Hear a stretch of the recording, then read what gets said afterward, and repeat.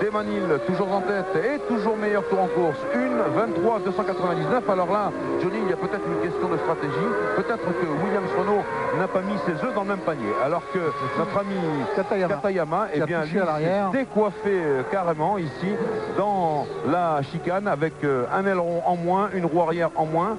Il est resté dans sa voiture, Ukyo Katayama, et il va falloir faire attention au drapeau jaune car c'est aussi un petit peu le problème du circuit de Montréal, des virages un peu aveugles sur lesquels on déboule. Vous voyez qu'il a dû taper dans le mur là à gauche de votre écran à la reprise de l'accélération. Il s'est peut-être accroché avec, je vois sur la droite, au sortir de la chicane. N'est-ce pas une Ferrari, ne serait-ce pas?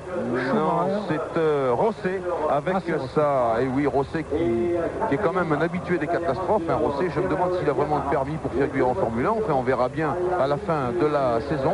Et voilà que les deux hommes, eh bien, sont KO debout puisque Katayama rejoint les stands à pied. J'espère qu'il en va de même pour Rosset. Et il faut bien entendu dégager cette chicane le plus rapidement possible. Une chicane que l'on négocie en deuxième ou en troisième après une pointe de vitesse à plus de 300 km/h. Voilà les drapeaux jaunes en action.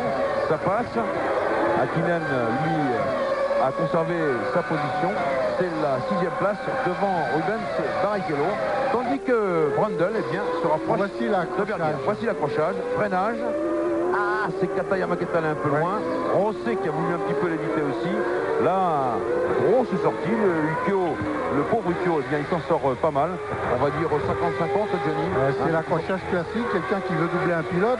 L'autre pilote, celui qui est attaqué, n'a rien vu dans ses rétroviseurs. Il considère qu'il a la priorité pour prendre la trajectoire parce qu'il est devant celui qui l'attaque. Et puis voilà, ça c'est l'éternel